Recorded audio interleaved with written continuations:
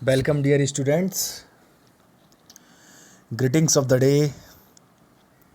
Today is your 21 video lecture under the title Tropical and Subtropical Fruit Production, Hot 503, Unit 2nd, Banana. Now the topic is Harvesting and Storage of Banana. Class, MSc Horticulture 3rd semester. Course instructor, myself Ankur Sharma, designation AP School of Agriculture. So now in this video lecture we will start through outlines. These are the outlines. Now the first is introduction, second is ripening, suggested guidelines for the banana ripening, storage, packaging, transportation and references. In outlines के अंतर्गत हम अपने video lecture को start करेंगे. तो सबसे पहले इस पीपीटी में और जो वीडियो को हम प्रेजेंट कर रहे हैं, हार्वेस्टिंग एंड स्टोरेज का क्या इंट्रोडक्शन है, बनाना में हम किस रूप से इसमें देखते हैं कि कैसे हार्वेस्टिंग, किन स्टेजेस पर हार्वेस्टिंग की जाए, हार्वेस्टिंग कैसे मेज़र की जाए कि किस तरीके से प्लांट में अब हमें हार्वेस्टिंग शुरू करनी है, स्टोरेज कैसे किया जाए, क्योंकि फ्रूट्स में ज़्यादातर चीज़ें डिपेंड होती हैं आपके स्टोरेज पे. आप उनकी कीपिंग क्वालिटी को कितना बढ़ा सकते हैं, आप उनको कितना स्टोरेज कर सकते हैं, उससे ज़्यादा आप ज़्यादा से ज़्यादा मुनाफा पा पाएंगे, ज़्यादा से ज़्यादा प्रॉफिट आप गेट कर पाएंगे यदि आपने फ्रूट्स को अच्छे से स्टोरेज कर लिया है. राइपनिंग के बारे में भी बताया गया कि कैसे पकाया जाए, क्या गाइडलाइंस होंगी, ठीक है, बनाना की राइपनिंग के लिए, उनके भंडारण के लिए, स्टोरेज के लिए हमें क्या करना होगा, फिर उनको पैकेजिंग करने के लिए हमें क्या करना होगा, ट्रांसपोर्टेशन के लिए क्या करना होगा, और इन सब चीज़ों को कंपाइल करने के लिए जो रेफरेंसेस इस्तेमाल किए जाते हैं उनको भी लास्ट में दर्शाया गया है.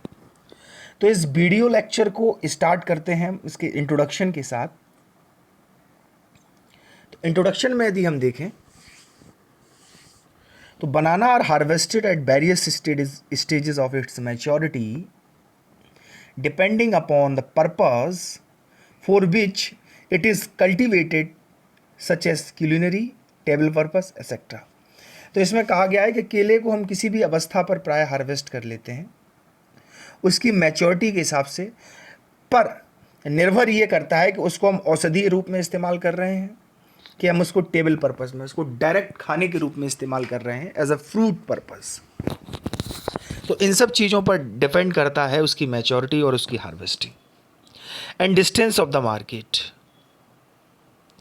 यदि किसी मार्केट की डिस्टेंस हमारे ऑर्चर्ड से ऑन एन एवरेज 50 से 100 किलोमीटर है या इससे और दूर है, हमें लगता है कि वहाँ पर हमें बनाना की जो यील्ड है उसका जो प्रोडक्शन चार्ज है वो हमें बहुत अच्छा मिलेगा, तो हम ये देख लेते हैं कि हमने आज बनाना को हार्वेस्ट किया और उसकी राइपनिंग ऑन एन एवरेज 2 से 3 दिन तक चल जाएगी, तो हम उस हिसाब से भी हार्वेस्ट करते हैं कि हमारे मार्केट की डिस्टेंस कितनी है, इससे पहले हम उसको हार्वेस्ट करें. At distance to the market 3/4 full maturity in robusta, 3 से चौथाई भाग जब पक चुका हो ऐसी कंडीशन में in robusta for distance market, while full maturity for local market etcetera. जब लोकल मार्केट में है तो हमें कुछ सोचना ही नहीं है, वहाँ पर हमने अपने बनाना को हार्वेस्ट किया, फ्रूट्स हमें मिले, बंचेस के रूप में हम ले जाके लोकल मार्केट में रख के उनको सेल कर दिया. लेकिन जब डिस्टेंस मार्केट की बात होती है वहाँ ट्रांसपोर्टेशन वाला मैटर होता है कि वहाँ हमको एक वाहन के माध्यम से पर्टिकुलर चीज़ें वहाँ उस चीज़ में भेजी जाएंगी, तो ट्रांसपोर्टेशन में कितना समय लगेगा, 1 से 2 दिन का लगेगा, 2 दिन का लगेगा. तो यहाँ पर चीज़ें थोड़ी सी देखी जाती हैं कि लोकल मार्केट के पर्पज़ से हमको हार्वेस्ट करना है कि डिस्टेंस मार्केट के पर्पज़ से हमको हार्वेस्ट करना है. सेकेंड है the assessment of the harvesting maturity is itself is a skilled job. ठीक है, जो उसकी हार्वेस्टिंग मैच्योरिटी को एसेस करना एक तरीके से स्किल्ड जॉब है. जो हमारे पढ़े लिखे नॉलेजेबल किसान होते हैं वही इस चीज़ को मेज़र कर पाते हैं. The harvesting in India is usually done by visual judging, देखने से ही उसको देखा जाता, मतलब विजुअल आँखों से देखने के हिसाब से ही उसको निर्धारित किया जाता है, उसको जज किया जाता है.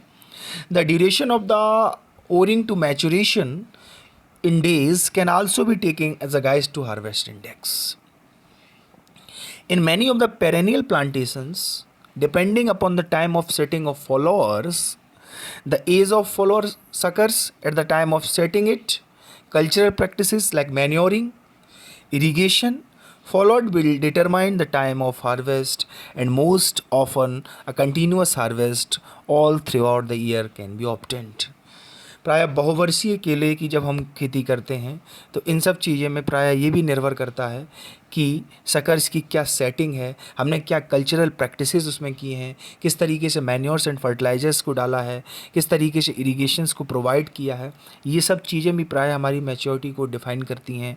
ये भी डिटरमाइन करती हैं कि हमने इतना सब कुछ किया है, इसके बावजूद हमारी मैच्योरिटी इतने दिनों में आएगी, हार्वेस्टिंग का हिसाब ये होगा। ये सब चीज़ें गाइडलाइन जो नेशनल हॉर्टिकल्चर बोर्ड यानी एनआरसी बनाना ने दी हैं, हम उसको फॉलो करके उसके हिसाब से भी अपनी हार्वेस्टिंग और मैच्योरिटी को एक तरीके से प्री इंडाइसिस कर सकते हैं। नेक्स्ट स्लाइड में यदि हम देखें तो after harvesting the pseudo stems should be cut leaving a stump of about 0.6 metre height. After harvesting कटाई के बाद जो स्यूडो स्टेम होता है शुड भी काटना चाहिए, लीविंग ए स्टम्प को छोड़कर about 0.6 metre height, 0.6 metre height को छोड़कर हमें काटना चाहिए। इस प्रोसेस को हम मेटॉकिंग बोलते हैं, मिटॉकिंग। इसको याद रखना, कॉम्पिटिटिव में भी पूछी जाती है, थ्योरेटिकल एग्जाम में भी आती है कि व्हाट इज मेटॉकिंग। म्यूटॉकिंग नहीं है, ये ए है, यहाँ पर गलती से यू आ गया, mattocking. Experimental evidence so that the leftover stump with its stored food material continues to nourish daughter suckers followers till it withers and dry ups। तो जो एक्सपेरिमेंट्स हुए हैं उन्होंने ये सिद्ध किया है कि द लेफ्ट ओवर स्टम्प जो हम ऊपर छोड़ देते हैं भाग, with its stored food material, उसमें फूड मटेरियल स्टोर्ड होता है जो कंटिन्यू पोषण करता है उसके डॉटर सकर्स को, जिससे उसमें बीदरिंग और ड्राई अप्स, पत्तियों का झड़ना और सूखा नहीं होती। The cultivars like Puvan, Monthan, Rasthali and Dwarf Cavendish are ready for harvest in 11 to 12 months from date of planting। ये जो 4 वेराइटीज़ हैं, जैसे पूवन है, मोन्थान है, रस्थली है, ड्वार्फ कैवेंडिश है, ये जो वेराइटीज़ हैं 11 से 12 महीने में हार्वेस्ट हो जाती हैं डेट ऑफ प्लांटिंग से। Dwarf Cavendish Basrai takes 14 months in Maharashtra, 14 महीने लेती है महाराष्ट्र में। Some cultivars like Nendran in Kerala take only 10 months for harvest. Yields are highly variable, पर जो उत्पादन होता है, जो उपज होती है, उनमें वेरिएबिलिटी पाई जाती है। नेक्स्ट स्लाइड को यदि हम देखें तो नेक्स्ट स्लाइड है राइपेनिंग।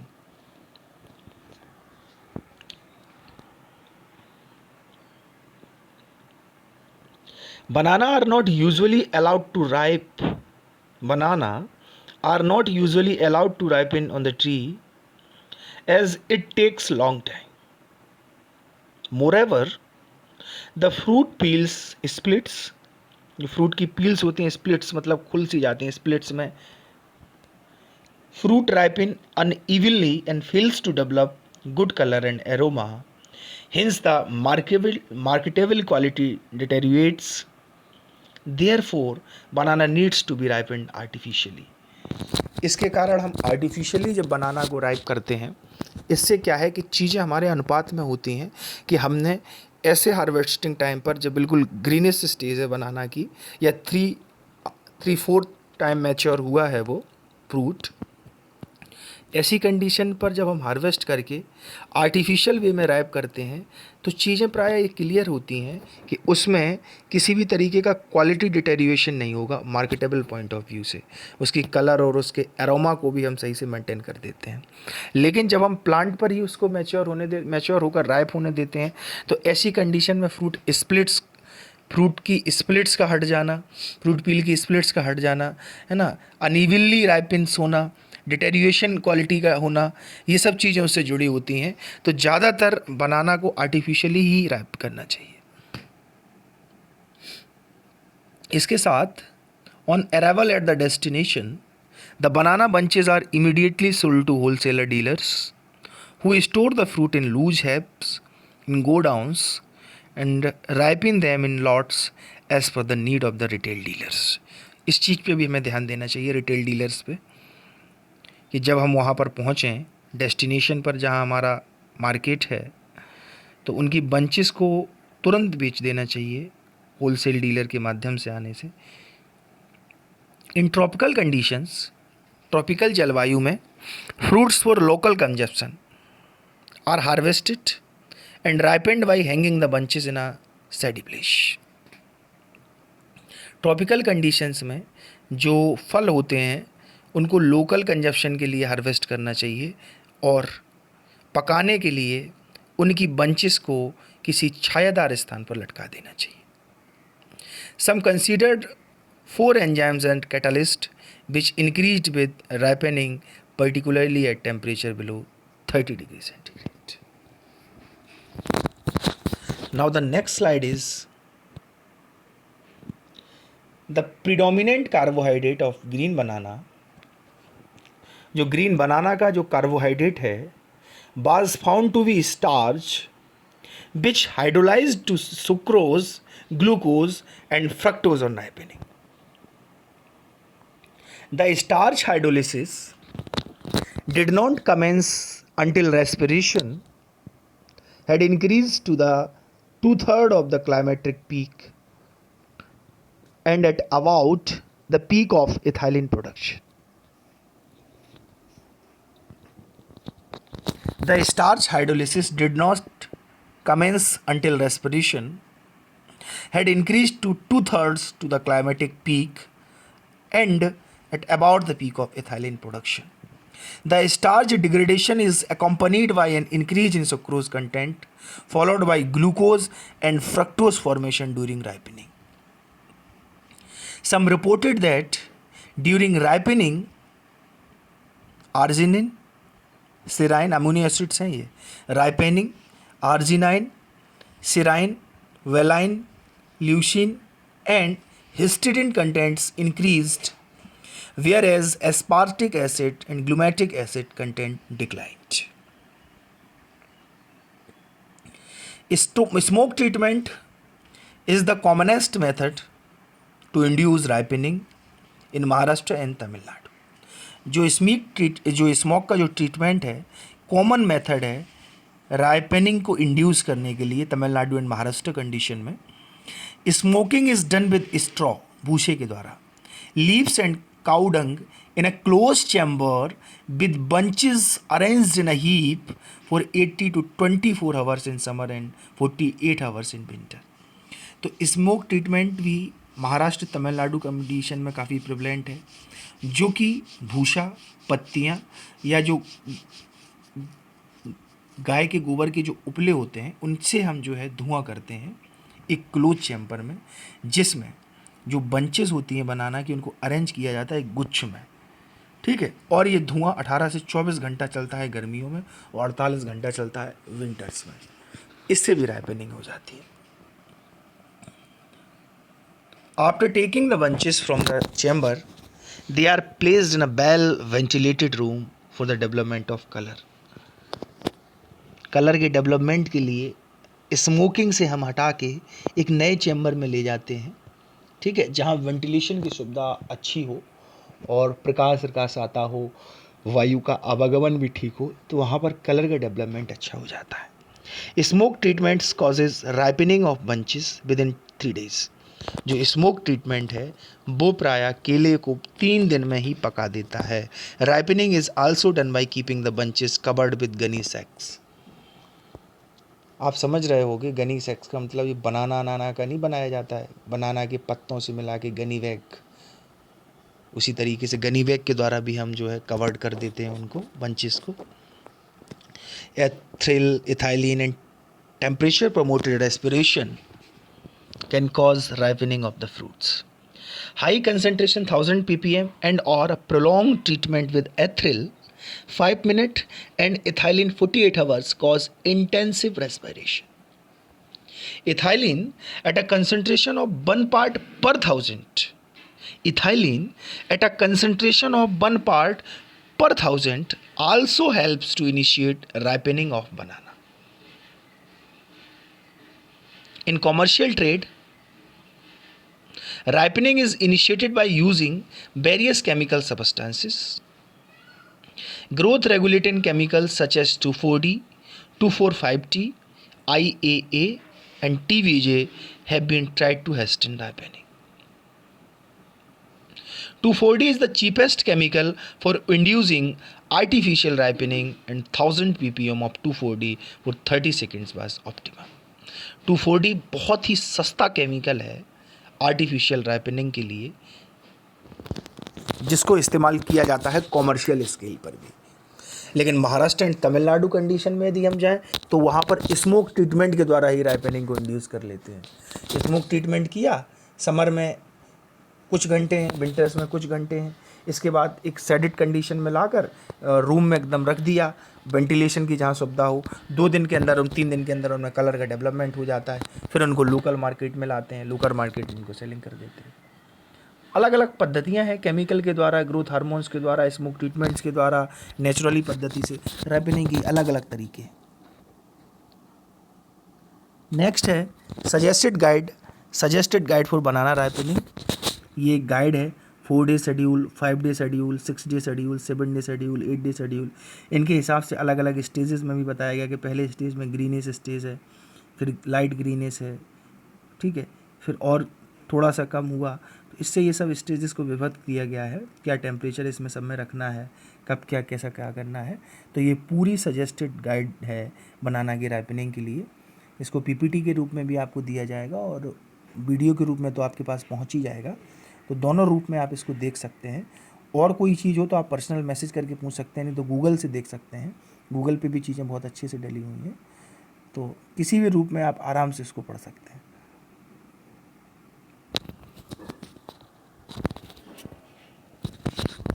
नेक्स्ट जो हमारी स्लाइड है उसमें भी इस तरीके से दिखाया गया है कि पहले जो ग्रीन स्टेज होती है, फिर ग्रीन से येलो होती है, फिर थोड़ी येलो ग्रीन होती है, ग्रीन टिप एंड नेक, फिर येलो एंड ग्रीन नेक, इसके बाद में येलो एंड ब्राउन डॉट्स। ये फाइनल राइपनिंग स्टेज मानी जाती है, yellow and brown dots.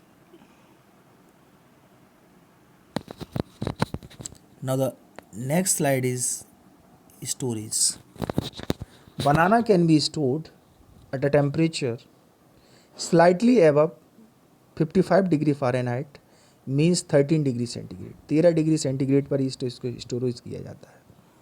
And a relative humidity of 85 to 95% for about 3 weeks. 3 सप्ताह के लिए 85 से 90% RH पर, 13 डिग्री सेंटीग्रेड पर हम इसको स्टोर करते हैं। And is ripened in a week or 2 at 60 to 70 degree Fahrenheit. Banana fruits become blackened at lower temperature. यदि टेम्परेचर इससे कम हो जाता है तो कालापन आ जाता है, 13 से नीचे टेम्परेचर चला जाए तो कालापन आ जाता है। And should not be placed in a refrigerator.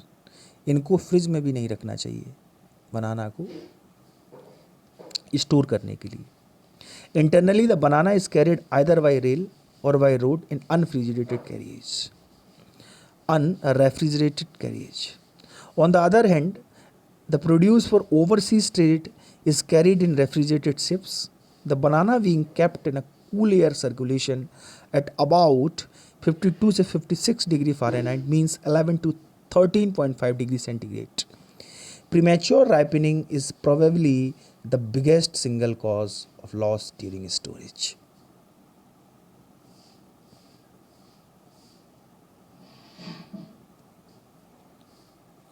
Keeping the fruit in a relatively high concentration of CO2 and low concentration of O2 can prolong storage life. Keeping the fruit in relatively high concentration of carbon dioxide and low concentration of oxygen can prolong storage life. Next slide is dipping of bananas at 200 ppm TVJ has been approved and recommended as a post-harvest treatment. A double coating of 12% wax emulsion prolonged the storage life of dwarf Cavendish banana by 10 to 12 days at 58 degree Fahrenheit means 14.5 degree centigrade. Packaging and transportation. इसकी packaging और transportation के क्या criterias हैं.